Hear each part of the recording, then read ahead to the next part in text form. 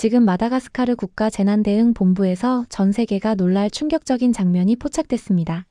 2008년 130만 헥타르 논란으로 한국을 침략자라며 단 하루 만에 쫓아냈던 그 나라가 15년 뒤 국가 존망의 순간에 한국을 가장 먼저 불렀습니다. 2020년 하루 검사 200건, 백신 폐기까지 12시간. 남은 절체절명의 상황에서 서방도 주변 강대국도 침묵했는데요. 하지만 충격적인 사실은 단 30분 만에 생명을 살린 드론과 검사 시스템, 그리고 3개월 만에 완공된 연구소가 모두 대한민국의 손에서 나왔다는 점입니다. 강자라 믿었던 나라들은 계산에 머뭇거렸고 약자라 불리던 대한민국은 먼저 움직였습니다. 침략자라던 나라가 이제는 한국만 찾게 된 이유는 무엇일까요? 그날 국가재난보건 고위직은 왜 대한민국 앞에서 결단을 내려야 했을까요? 이 이야기가 단순한 뉴스가 아니라 대한민국이 어떤 나라가 되었는지 보여주는 기록이라고 느껴지셨다면 구독 버튼을 눌러주시기 바랍니다. 지금 이 순간에도 세계 곳곳에서 한국의 선택이 사람들의 생명을 바꾸고 있습니다. 여러분은 이 장면을 보며 어떤 생각이 드셨습니까? 침묵한 강대국과 먼저 움직인 대한민국, 여러분의 평가는 무엇인지 댓글로 남겨주시기 바랍니다. 안녕하세요. 저는 이사벨 라누아리입니다. 지금부터 제가 말씀드릴 이야기는 15년 동안 제 가슴속에 묻어두었던 진실입니다. 2008년 그해 3월 18일 오전 9시 저는 대통령실 위기관리 실무팀 소속으로 긴급회의실에 앉아 있었습니다. 28살이었던 저는 그날 처음으로 국가위기회의에 참석했죠. 회의 테이블 위에는 A사 용지 한 장이 놓여 있었고 그 종이에는 딱 3개의 숫자가 적혀 있었습니다. 130만 헥타르, 99년, 무상. 그 순간 회의실 안 공기가 얼어붙었습니다. 누군가 낮게 중얼거렸습니다. 이건 침략이야. 저는 그 말에 고개를 끄덕였습니다. 의심하지 않았어요. 의심할 이유가 없었으니까요. 130만 헥타르는 우리나라 전체 경작지의 절반이 넘는 면적이었고 99년은 사실상 영구 임대나 다름없었습니다. 무상이라는 단어는 모든 걸 확정했죠. 선배 한 명이 책상을 주먹으로 쳤습니다. 우리 땅을 공짜로 내주겠다는 거야? 분노는 순식간에 회의실 전체를 덮었습니다. 오전 11시 언론 보도가 터졌습니다. 한국 130만 헥타르 무상 임대 계약 체결 시도. 헤드라인은 단순했지만 파괴력은 엄청났습니다. 정오가 되기 전 수도 중심가에는 이미 수천 명이 모여들었습니다. 저는 사무실 모니터로 실시간 뉴스를 지켜봤어요. 화면 속에서 사람들은 플래카드를 들고 거리를 메웠습니다. 오후 3시 그 숫자는 3만 명을 넘어섰습니다. 사람들은 태극기를 불태우며 외쳤습니다. 침략자를 몰아내라. 저는 사무실 창문 너머로 그 광경을 직접 목격했습니다. 연기가 피어오르고 함성이 건물 유리창을 흔들었습니다. 오후 5시 저는 상급자로부터 지시를 받았습니다. 한국 측과의 협력 중단 절차를 준비하세요. 손이 떨렸지만 저는 서류를 꺼냈습니다. 이건 옳은 일이라고 생각했습니다. 국가를 지키는 일이라고 믿었죠. 저는 협력 사업 목록을 정리하고 중단 사유를 작성하고 법적 근거를 찾아 문서에 담았습니다. 그 과정에서 단 한 번도 원본 계약서를 요청하지 않았습니다. 그날 밤 10시 대통령은 긴급 담화를 발표했습니다. 한국과의 모든 협력은 즉시 중단됩니다. 24시간도 안 돼서 결정이 내려진 겁니다. 한국 측 실무진은 다음날 새벽 공항으로 호송됐고 계약서는 공식적으로 파기됐으며 협력사무소는 폐쇄 명령을 받았습니다. 저는 그 모든 과정을 실무 라인에서 지켜봤습니다. 서류를 정리하고 보고서를 작성하고 추방 절차를 하나하나 확인했습니다. 단 한 번도 왜? 라고 묻지 않았습니다. 왜냐하면 그럴 필요가 없었으니까요. 130만 헥타르 99년 무상. 이 3개의 숫자는 너무 명확했습니다. 해석의 여지가 없어 보였어요. 모두가 분노했고 모두가 확신했으며 저도 그중 한 명이었습니다. 그때 우리는 계약서를 보지 않았습니다. 숫자만 봤죠. 15년이 지난 지금 저는 대통령 직속 국가재난보건위기대응본부 부본부장입니다. 43살이 된 저는 감염병 발생 시 검사 수치를 총괄하고 백신 배분 타임라인을 결정하며 생존율 그래프를 매일 아침 확인합니다. 제 책상 위에는 언제나 숫자가 놓여 있습니다. 확진자 수, 사망률, 병상 가동률, 백신 재고량. 숫자는 거짓말을 하지 않는다고 배웠습니다. 숫자는 감정 없이 현실을 보여준다고 믿었습니다. 하지만 2008년 그날 저는 숫자만 보고 진실을 보지 못했습니다. 130만 헥타르 뒤에 숨겨진 20년 계약 기간, 60억 달러 인프라 투자 패키지, 기술 이전 조항, 고용 창출 계획. 그 모든 건 보도되지 않았고 회의 자료에도 없었으며 누구도 확인하려 하지 않았습니다. 우리는 보고 싶은 것만 봤습니다. 믿고 싶은 것만 믿었습니다. 그리고 15년 동안 그 선택의 결과를 온 국민이 짊어지고 살았습니다. 그 사건 이후 한국은 우리 사회에서 완전히 지워졌습니다. 아니, 정확히는 지워진 게 아니라 다시 쓰였습니다. 2009년부터 교과서가 개정됐어요. 역사 과목 마지막 단원에 새로운 챕터가 추가됐습니다. 제목은 2008년 국토수호의 날이었습니다. 그 페이지에는 3개의 숫자가 굵은 글씨로 강조돼 있었습니다. 130만 헥타르. 99년. 무상임대. 교과서는 단순했습니다. 외국 자본이 우리 땅을 영구적으로 점유하려 했으나 국민의 저항으로 막아냈다. 한 문장으로 정리된 역사였습니다. 세부 내용은 없었어요. 계약의 배경도 협상 과정도 투자 조건도 없었습니다. 오직 3개의 숫자와 한 줄의 결론만 있었습니다. 저는 그 교과서를 처음 봤을 때 아무런 의심도 하지 않았습니다. 오히려 자랑스러웠어요. 우리가 해냈구나 하고 생각했습니다. 2010년 언론도 똑같은 방식으로 움직였습니다. 매년 3월 18일이 되면 특집 기사가 나왔습니다. 국토수호의 날, 그날의 함성을 기억하며. 기사 속에는 광장을 가득 메운 시민들의 사진이 실렸고 인터뷰이들은 한결같이 말했습니다. 우리가 지켜냈다. 저도 그 기사를 읽으며 고개를 끄덕였습니다. 맞아, 우리가 지켜낸 거야. 의심할 이유가 없었습니다. 2012년 공식 문서에도 같은 표현이 반복됐습니다. 정부 보고서, 외교 백서, 국회회의록, 모든 문서에 무상임대 시도라는 단어가 등장했습니다. 저는 그 문서들을 작성하는 부서에서 일했습니다. 상급자가 초안을 검토하며 말했습니다. 이 부분 무상임대를 더 강조하세요. 국민이 알아야 할 핵심입니다. 저는 그 지시를 따랐습니다. 키보드를 두드리며 무상이라는 단어를 문서 곳곳에 배치했습니다. 단 한 번도 원본을 확인하지 않았습니다. 왜냐하면 확인할 필요가 없었으니까요. 이미 모두가 알고 있는 사실이었습니다. 교과서에 있고 언론에 있고 공식 문서에 있었습니다. 세 곳에서 같은 이야기를 하면 그건 진실이 됩니다. 의심은 불필요해지고 확인은 사치가 됩니다. 2015년 저는 국가위기관리부서 팀장으로 승진했습니다. 그해 여름 외교부에서 한국 측의 재협상 제안이 들어왔다는 보고가 올라왔습니다. 농업협력 재개 논의라는 제목이었습니다. 회의실에서 동료 한 명이 서류를 집어던졌습니다. 또 시작이야? 2008년을 잊은 거야? 저는 조용히 말했습니다. 거절 의견서를 작성하겠습니다. 상급자가 고개를 끄덕였습니다. 당연하죠. 우리 국토는 협상 대상이 아닙니다. 저는 그날 밤 거절 문서를 작성했습니다. 첫 문단에 이렇게 썼습니다. 2008년 무상임대 시도 사례를 고려할 때 재협상은 국민정서상 수용 불가능합니다. 문장을 다 쓰고 나서 뿌듯했습니다. 나는 나라를 지키고 있어. 과거의 실수를 반복하지 않게 만들고 있어. 그렇게 믿었습니다.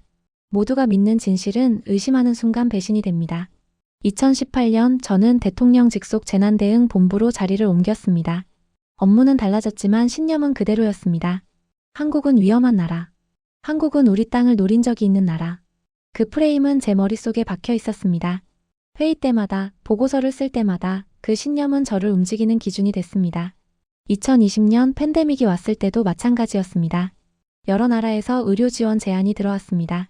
한국도 그중 하나였습니다. 저는 회의에서 손을 들었습니다.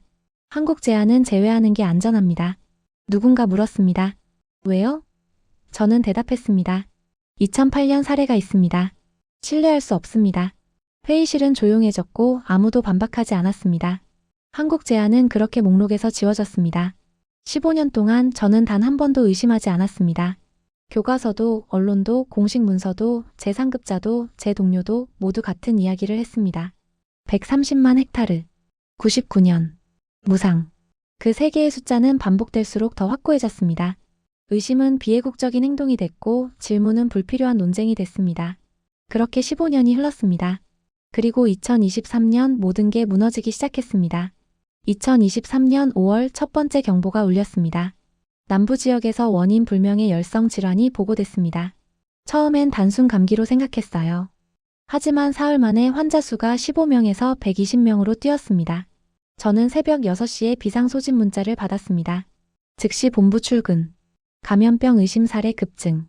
손이 떨렸습니다. 커피도 마시지 않고 차에 올랐습니다. 본부 상황실은 이미 긴장으로 가득했습니다. 대형 스크린에는 실시간 환자 수가 떠 있었습니다. 오전 9시 기준 247명, 11시 312명, 오후 2시 490명. 그래프는 거의 수직으로 올라가고 있었습니다. 제 옆에 앉은 역학조사팀장이 낮게 말했습니다. 이건 통제 가능한 속도가 아닙니다. 저는 고개를 끄덕였습니다. 알고 있었어요. 의료팀장이 급히 보고서를 들고 왔습니다. 남부지역 병상 가동률 85% 돌파했습니다. 중환자실은 이미 포화 상태입니다. 스크린 한쪽에 병상 현황 그래프가 떴습니다. 빨간색으로 표시된 구역이 점점 넘어가고 있었습니다. 저는 숨을 깊게 들이마셨습니다. 추가 병상 확보 가능한가요? 의료팀장이 고개를 저었습니다. 장비도 인력도 부족합니다. 이틀 안에 90% 넘을 겁니다. 문제는 검사였습니다. 우리나라 전체 검사 능력은 하루 200건이었습니다. 그게 전부였어요. 수도에 있는 중앙보건연구소 하나, 남부지역 거점 병원 둘, 세 곳에서 돌아가며 검사했습니다. 하루 200건. 하지만 의심 환자는 이미 500명을 넘었고 매시간 수십 명씩 늘고 있었습니다. 저는 책상 위 보고서를 펼쳤습니다. 현재 검사 대기 시간 평균 사흘. 사흘이면 감염병은 이미 지역사회로 퍼집니다. 확진 판정을 받기도 전에 가족이 감염되고 직장 동료가 감염되고 시장에서 만난 사람들이 감염됩니다. 저는 손으로 이마를 짚었습니다. 검사 능력을 늘릴 방법이 있나요? 담당자가 고개를 저었습니다. 장비도 부족하고 인력도 부족합니다. 최소 6개월은 걸립니다. 6개월. 그 시간이면 이미 늦습니다. 저는 다음 보고서를 넘겼습니다. 백신 재고 현황이었습니다. 페이지 중앙에 빨간 글씨로 적혀 있었습니다. 긴급 백신 잔여량 2,500도즈. 폐기 예정 시간 12시간 후. 12시간.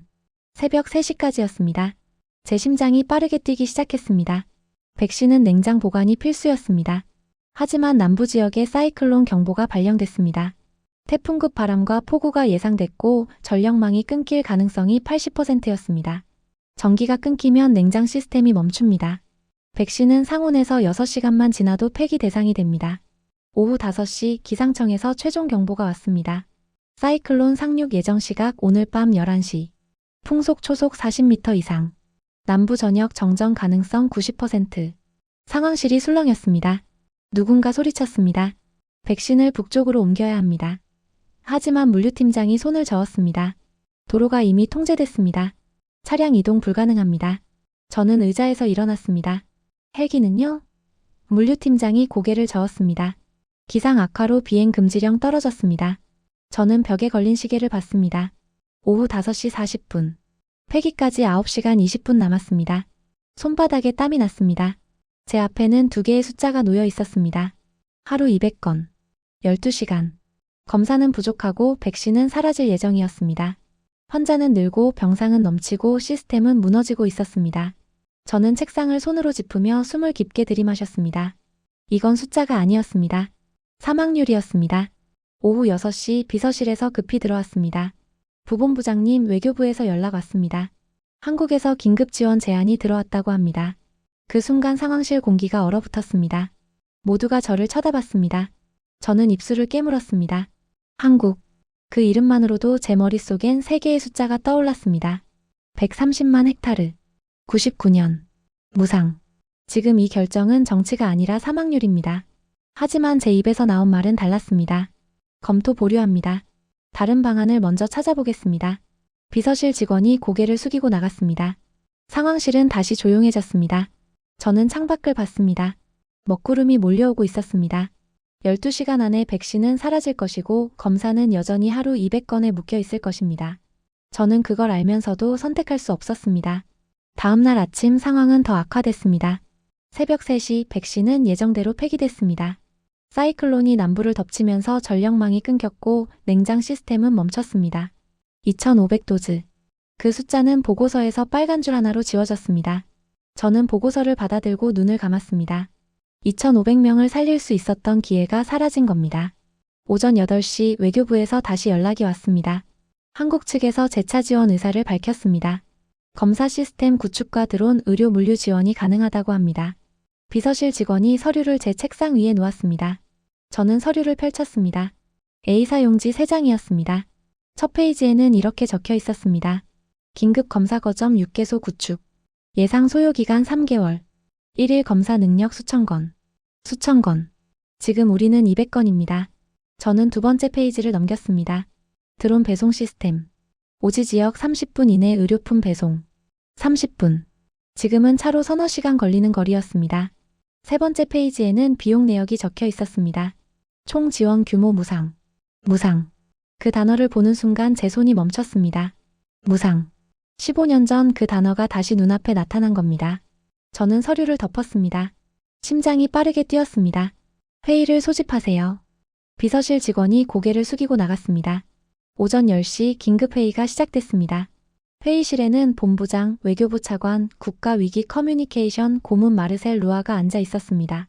마르셀은 50대 중반의 남자로 지난 10년간 정부의 여론 관리를 총괄해온 인물이었습니다. 그는 항상 말했습니다. 진실보다 중요한 건 국민이 믿는 이야기입니다. 저는 한국 측 제안서를 테이블 위에 놓았습니다. 검토가 필요합니다. 현재 우리 검사 능력으론 감염 확산을 막을 수 없습니다. 본부장이 서류를 집어들었습니다. 하지만 마르셀이 먼저 손을 들었습니다. 잠깐만요. 한국 지원을 받는다는 겁니까? 저는 고개를 끄덕였습니다. 현 상황에선 선택지가 없습니다. 마르셀이 서류를 밀어냈습니다. 선택지가 없다고요? 이사벨, 당신은 2008년을 잊었습니까? 그의 목소리는 낮았지만 단호했습니다. 국민은 아직도 그날을 기억합니다. 130만 헥타르를 기억합니다. 우리가 한국 지원을 받는 순간 정부는 배신자가 됩니다. 저는 숨을 깊게 들이마셨습니다. 하지만 지금은 감염병입니다. 사람이 죽어가고 있습니다. 마르셀이 테이블을 손으로 쳤습니다. 그래서 더 안 됩니다. 위기 상황일수록 여론은 더 격렬해집니다. SNS에서 뭐라고 하겠습니까? 정부가 한국에 굴복했다고 할 겁니다. 시위가 일어날 겁니다. 외교부 차관이 조심스럽게 말했습니다. 하지만 실제로 검사 능력이 부족한 건 사실 아닙니까? 마르셀이 고개를 저었습니다. 그건 우리가 해결할 문제입니다. 다른 나라에 요청하세요. 유럽, 미국 어디든. 한국만 아니면 됩니다. 저는 입술을 깨물었습니다. 다른 나라들은 이미 거절했습니다. 자국 상황도 어렵다고 했습니다. 마르셀이 저를 똑바로 쳐다봤습니다. 그럼 우리 힘으로 버티는 겁니다. 이사벨, 당신도 2008년 실무 라인에 있었지 않습니까? 그때 우리가 얼마나 분노했는지 기억하지 않습니까? 저는 대답할 수 없었습니다. 기억했습니다. 너무 선명하게 기억했습니다. 광장을 가득 메운 3만 명, 불타는 태극기 함성. 본부장이 한숨을 쉬었습니다. 그럼 어떻게 하자는 겁니까? 환자는 계속 늘고 있습니다. 마르셀이 차분하게 말했습니다. 언론을 통제하세요. 검사 능력 부족 보도를 최소화하고 정부 대응을 강조하세요.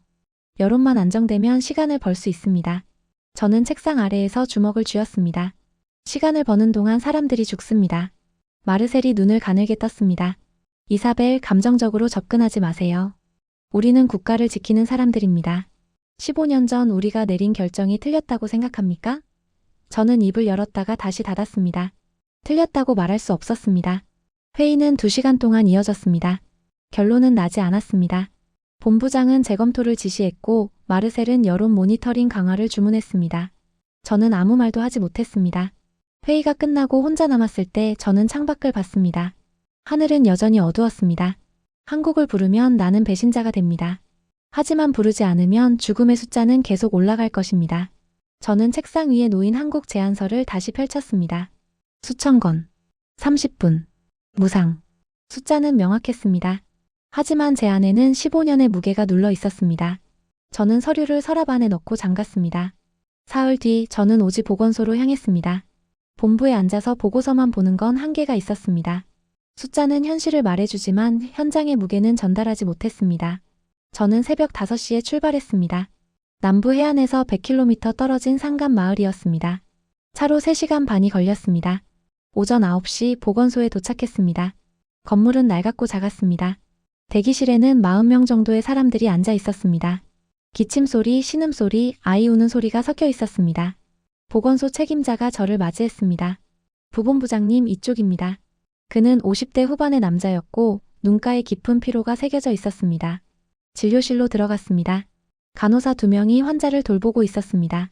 침대는 6개였지만 환자는 10명이 넘었습니다. 바닥에 매트를 깔고 누운 사람도 있었습니다. 책임자가 낮게 말했습니다. 검사 키트가 부족합니다. 이틀 전부터 새 키트가 안 들어왔습니다. 저는 물었습니다. 지금 검사 대기자는 몇 명입니까? 책임자가 서류를 뒤적였습니다. 78명입니다. 하지만 키트는 20개밖에 없습니다. 저는 숨을 참았습니다. 78명 중 20명만 검사할 수 있다는 뜻이었습니다. 나머지는요?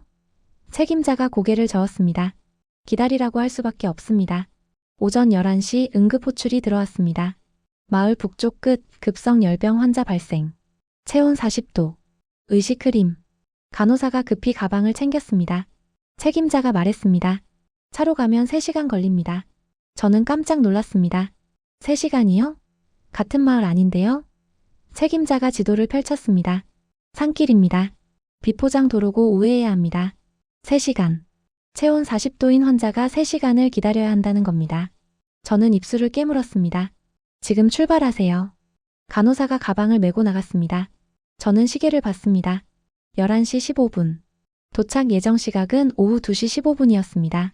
저는 대기실로 나왔습니다. 한 여자가 아이를 안고 앉아 있었습니다. 아이는 6살쯤 돼 보였습니다. 얼굴이 창백했고 숨소리가 거칠었습니다. 여자가 간호사에게 물었습니다. 우리 차례는 언제입니까?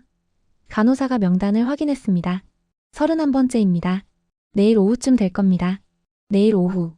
여자의 얼굴이 굳었습니다. 내일요? 지금 이 아이가 숨도 제대로 못 쉬는데요? 간호사가 고개를 숙였습니다. 죄송합니다. 검사 키트가 부족해서. 여자가 아이를 끌어안으며 울기 시작했습니다. 저는 그 자리에 서서 아무 말도 할 수 없었습니다. 정오가 지났습니다. 저는 보건소 밖으로 나왔습니다. 하늘은 맑았지만 제 안은 어두웠습니다. 휴대폰이 울렸습니다. 비서실에서 온 문자였습니다. 한국 측 최종 회신 요청. 오늘 오후 6시까지 답변 필요. 저는 휴대폰을 쥔 채 멈춰섰습니다. 오후 2시 30분 다시 응급 호출이 왔습니다. 북쪽 환자 상태 악화. 체온 41도. 경련 시작. 책임자가 전화를 받고 얼굴이 하얗게 질렸습니다. 간호사가 아직 도착하지 않았습니다. 산길에서 차가 고장났다고 합니다. 저는 손이 떨렸습니다. 지금 어디쯤입니까? 책임자가 지도를 가리켰습니다. 여기요. 중간 지점입니다. 차가 고장났습니다. 환자는 체온 41도로 경련을 하고 있고 약품을 실은 차는 산길 중간에 멈춰 있었습니다. 저는 책임자를 봤습니다. 다른 방법은 없습니까? 책임자가 고개를 저었습니다. 없습니다. 구급차도 한 대뿐이고 그마저 남쪽 마을로 출동 중입니다. 오후 3시 기적이 일어났습니다. 보건소 위로 드론이 날아왔습니다. 낮게 윙윙거리는 소리가 들렸고 하늘에서 작은 점이 점점 커졌습니다. 책임자가 밖으로 뛰쳐나갔습니다. 저게 뭡니까? 저는 알 수 없었습니다.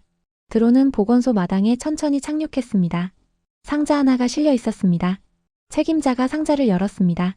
안에는 해열제, 수액, 항생제가 들어 있었습니다. 그리고 쪽지 하나. 북쪽 환자 긴급 약품. 한국 긴급 의료 지원팀. 저는 쪽지를 들고 손이 떨렸습니다. 한국. 드론. 30분도 안 돼서 도착한 약품. 책임자가 급히 전화를 걸었습니다. 북쪽 가족에게 연락하세요. 약품 도착했습니다. 사용법 알려드리겠습니다. 전화 너머로 울음소리가 들렸습니다. 5분 뒤 다시 전화가 왔습니다. 아이 체온 떨어지기 시작했습니다. 경련 멈췄습니다. 책임자가 전화를 끊고 저를 봤습니다. 살았습니다. 저는 그 자리에 주저앉았습니다. 차로 3시간. 드론으로 25분. 그 차이가 한 아이의 생명을 살렸습니다. 저는 하늘을 봤습니다. 드론은 이미 사라지고 없었지만 그 의미는 제 가슴에 박혔습니다. 그 아이는 한국 때문에 살았고 제 고집 때문에 죽을 뻔했습니다. 저는 휴대폰을 꺼내 본부에 전화를 걸었습니다. 한국 측 제안 수락 방향으로 재검토하겠습니다. 일주일 뒤 한국 지원팀이 도착했습니다. 공항에는 12명의 전문가가 내렸습니다. 검사 시스템 엔지니어, 드론 운영 전문가, 물류 관리자, 의료 데이터 분석가. 저는 공항 귀빈실에서 그들을 맞이했습니다. 팀장은 한도윤이라는 남자였습니다. 40대 중반으로 보였고 악수를 청하며 말했습니다. 이사벨 부본부장님 함께 일하게 돼서 영광입니다. 저는 그의 손을 잡았지만 마음은 무거웠습니다. 회의실로 이동했습니다. 한도윤이 노트북을 열고 화면을 띄웠습니다. 먼저 현재 상황을 파악하겠습니다. 1일 검사 능력이 200건 맞습니까? 저는 고개를 끄덕였습니다. 맞습니다. 3개 거점에서 나눠서 처리하고 있습니다. 한도윤이 지도를 펼쳤습니다. 3개월 안에 6개 거점을 추가 구축하겠습니다. 6개. 저는 놀라서 물었습니다. 3개월 안에 가능합니까? 한도윤이 고개를 끄덕였습니다. 가능합니다. 단 한 가지 조건이 있습니다. 저는 긴장했습니다. 무엇입니까? 한도윤이 말했습니다. 우리는 물자만 남기고 떠나지 않습니다. 시스템을 남기고 떠납니다. 시스템. 한도윤이 화면을 넘겼습니다. 검사 장비를 설치하는 것만으론 부족합니다. 여러분 인력이 직접 운영할 수 있어야 합니다. 우리는 3개월 동안 교육하고 매뉴얼을 만들고 문제 해결 능력을 전수합니다. 저는 그의 눈을 봤습니다. 진지했습니다. 다음 날부터 작업이 시작됐습니다. 첫 주는 현장 조사였습니다. 한국팀은 전국 20곳의 보건소를 직접 방문했습니다. 저도 그들과 함께 움직였습니다. 한도윤은 매번 같은 질문을 했습니다. 하루 평균 몇 명이 방문합니까? 전기 공급은 안정적입니까? 인터넷 연결 상태는 어떻습니까? 그는 모든 답을 노트에 기록했습니다. 둘째 주 거점 선정이 끝났습니다. 6개 위치가 확정됐습니다. 수도 북부, 남부 해안 2곳, 동부 산간 지역 2곳, 서부 평야 1곳. 한도윤이 지도에 표시를 하며 말했습니다. 이 6곳이면 전국 80% 인구를 2시간 이내에 커버할 수 있습니다. 저는 지도를 보며 감탄했습니다. 어떻게 이렇게 정확하게 계산했습니까? 한도윤이 웃었습니다. 데이터입니다. 인구 분포, 도로 상태, 기존 의료시설 위치. 모든 걸 분석했습니다. 그는 다른 화면을 열었습니다. 그리고 이게 드론 배송 루트입니다. 화면에는 거미줄처럼 뻗은 선들이 그려져 있었습니다. 각 거점에서 반경 50km 이내는 30분 안에 배송 가능합니다. 셋째 주 장비가 도착하기 시작했습니다. 컨테이너 20개가 항구에 내렸습니다. 검사 장비, 드론 40대, 통신 장비, 냉장 시스템. 한도윤이 현장을 지휘했습니다. 조심히 내리세요. 이 장비 하나가 100명을 살릴 수 있습니다. 작업자들이 신중하게 움직였습니다. 첫 번째 거점 설치는 수도 북부였습니다. 기존 보건소 옆에 새 건물을 지었습니다. 2주일 만에 골조가 완성됐고 한 달 만에 장비가 설치됐습니다. 저는 매일 현장을 방문했습니다. 한국팀은 아침 7시부터 밤 10시까지 일했습니다.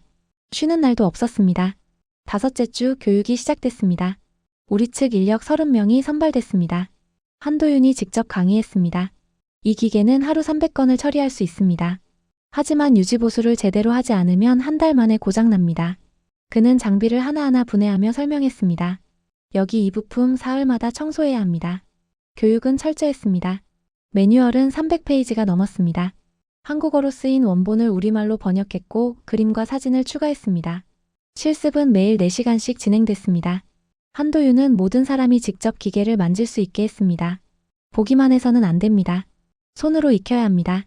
8째 주 첫 번째 거점이 가동됐습니다. 오전 9시 첫 검사가 시작됐습니다. 우리 인력이 직접 기계를 작동시켰습니다. 한도윤은 옆에서 지켜만 봤습니다. 개입하지 않았습니다. 검사 결과가 나오는데 45분이 걸렸습니다. 정확했습니다. 직원이 환호했습니다. 그날 하루 280건이 처리됐습니다. 기존 능력의 140%였습니다. 저는 그래프를 보며 눈물이 났습니다. 한도윤이 제 옆에 섰습니다. 이제 시작입니다. 6개 거점이 다 가동되면 하루 수천 건 가능합니다. 저는 그를 봤습니다. 한국은 물자를 남기지 않았습니다. 구조를 남겼습니다. 한도윤이 조용히 말했습니다. 도움은 남기고 떠나는 게 아니라 남아 작동하게 만드는 겁니다. 12째 주 6개 거점이 모두 완성됐습니다. 전국 검사 능력은 하루 2,800건으로 늘었습니다. 14배였습니다. 감염 확산 속도가 눈에 띄게 줄었습니다. 확진자 그래프가 처음으로 하락세를 보였습니다. 저는 상황실 대형 스크린 앞에 서서 그 변화를 지켜봤습니다. 국가의료 지형이 뒤집혔습니다. 석 달이 지난 어느 날 예상치 못한 방문객이 왔습니다. 오전 10시 비서실에서 급히 들어왔습니다.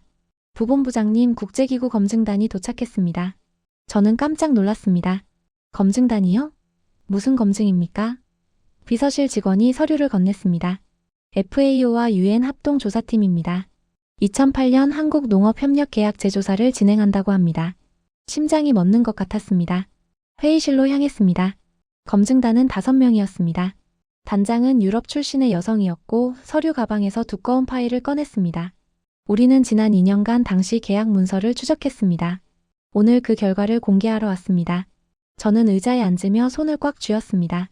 단장이 첫 번째 문서를 테이블 위에 놓았습니다.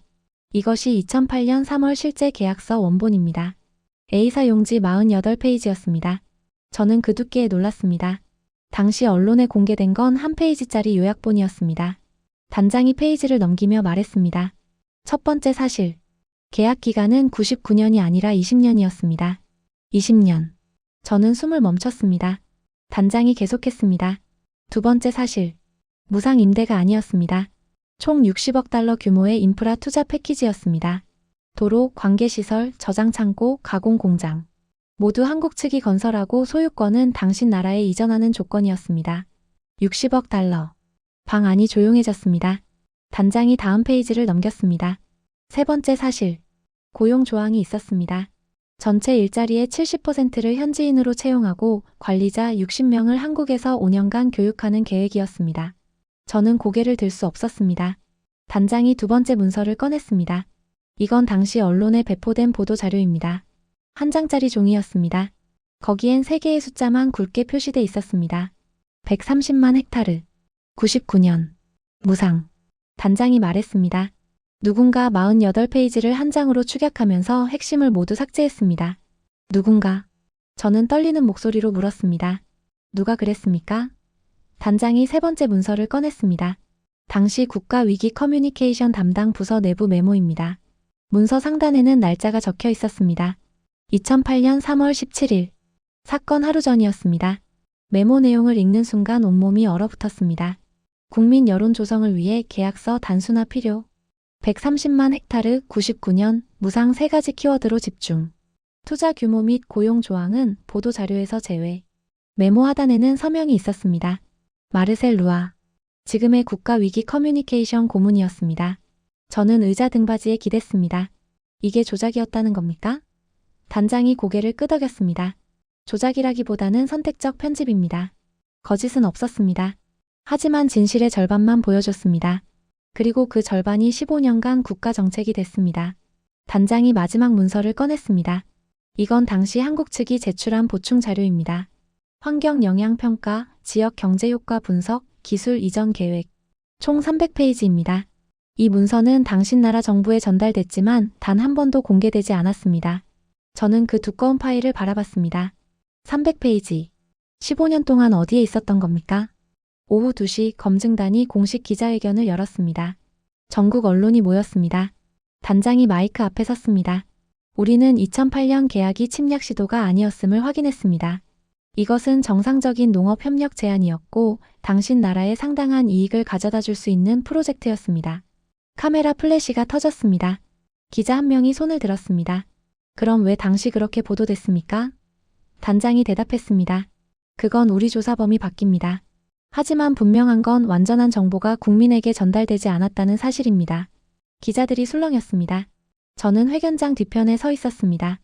SNS가 폭발하기 시작했습니다. 15년간 우리가 속았다. 정부는 뭘 했나? 진실을 숨긴 건 누구인가? 댓글이 초당 수백 개씩 올라왔습니다. 저는 휴대폰 화면을 보며 무릎에 힘이 빠지는 걸 느꼈습니다. 저녁 6시 마르셀에게서 전화가 왔습니다. 이사벨, 지금 당장 만납시다. 목소리가 떨리고 있었습니다. 저는 전화를 끊었습니다. 만날 이유가 없었습니다.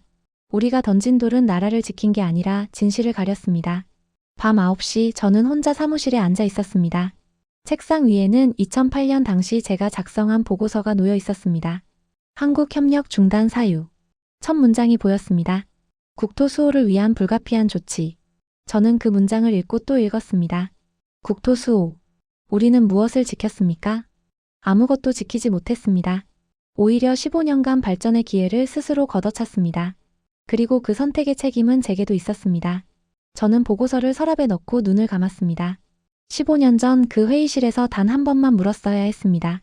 계약서 원본을 볼 수 있습니까? 단 한 번의 질문. 그게 전부였습니다. 다음 날 아침 저는 결심했습니다. 새벽 5시에 일어나 거울을 봤습니다. 40대 초반 여자가 거기 서 있었습니다. 15년 동안 확신 속에 살았던 사람. 진실을 보지 않았던 사람. 이제 그 무게를 내려놓을 시간이었습니다. 저는 옷을 입고 본부로 향했습니다. 오전 9시 긴급 국가 브리핑이 예정돼 있었습니다. 대통령이 직접 발표하기로 했습니다. 저는 브리핑 준비팀에 요청했습니다. 제가 먼저 말씀드리고 싶습니다.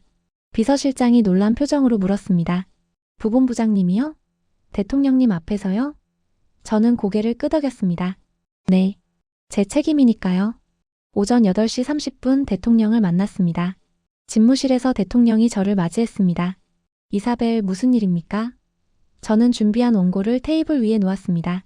각하, 오늘 브리핑에서 제가 먼저 발언하겠습니다. 2008년 사건에 대한 제 책임을 밝히겠습니다. 대통령이 잠시 침묵했습니다. 정말 그래야 하겠습니까? 저는 대답했습니다. 네. 15년간 저는 확인하지 않았습니다. 의심하지 않았습니다. 그 결과 국민이 진실을 알 기회를 놓쳤습니다.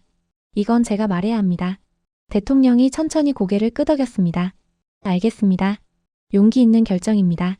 오전 9시 브리핑룸 문이 열렸습니다. 기자 150명이 자리를 채우고 있었습니다. 카메라 20대가 무대를 향하고 있었습니다. 생중계였습니다. 전국이 지켜보고 있었습니다. 저는 단상으로 걸어 올라갔습니다. 손이 떨렸지만 발걸음은 멈추지 않았습니다. 마이크 앞에 섰습니다. 국민 여러분, 저는 이사벨 라누아리입니다. 목소리가 떨렸습니다. 심호흡을 했습니다. 오늘 저는 원고 없이 말씀드리겠습니다.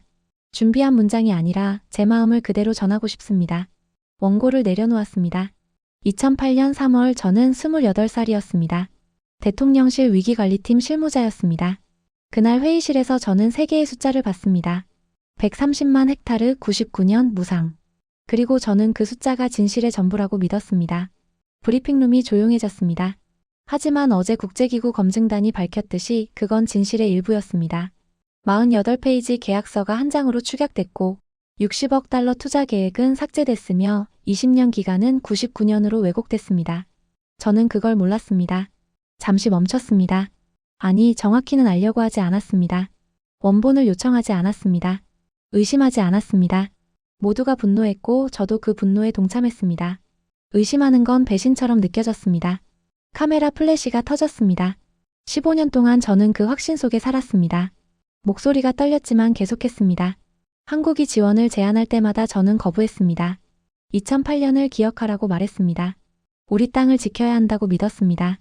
하지만 지난 석 달 제 눈앞에서 진실이 무너졌습니다. 숨을 깊게 들이마셨습니다. 오지 보건소에서 한 아이가 체온 40도로 쓰러졌습니다. 차로 3시간 걸리는 거리였습니다. 한국 드론이 25분 만에 약품을 배달했고 그 아이는 살았습니다. 저는 그 순간 깨달았습니다. 제 확신이 누군가의 생명을 위협했다는 걸. 브리핑룸에서 카메라 셔터 소리만 들렸습니다. 3개월 동안 한국은 6개 검사 거점을 만들었습니다. 하루 200건이던 검사가 2,800건으로 늘었습니다. 감염 확산이 멈췄습니다. 사망률이 떨어졌습니다. 그들은 물자가 아니라 시스템을 남겼습니다. 우리가 스스로 작동시킬 수 있는 구조를 만들었습니다. 눈물이 났지만 닿지 않았습니다. 저는 15년 동안 틀렸습니다. 한국은 침략자가 아니었습니다. 우리가 거부한 건 위협이 아니라 기회였습니다. 그리고 그 선택에 저도 책임이 있습니다. 실무자였던 저는 단 한 번도 원본을 확인하지 않았습니다. 그게 제 잘못입니다.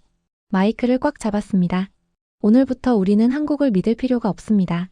브리핑룸이 술렁였습니다. 믿음이 아니라 진실을 확인하면 됩니다. 계약서를 읽으면 됩니다. 질문하면 됩니다. 의심이 배신이 아니라 책임이라는 걸 기억하면 됩니다. 목소리에 힘을 실었습니다. 저는 오늘 이 자리에서 사과드립니다. 15년 동안 확인하지 않은 것, 의심하지 않은 것, 진실보다 확신을 선택한 것. 그리고 앞으로 제 남은 시간은 이 실수를 바로잡는 데 쓰겠습니다.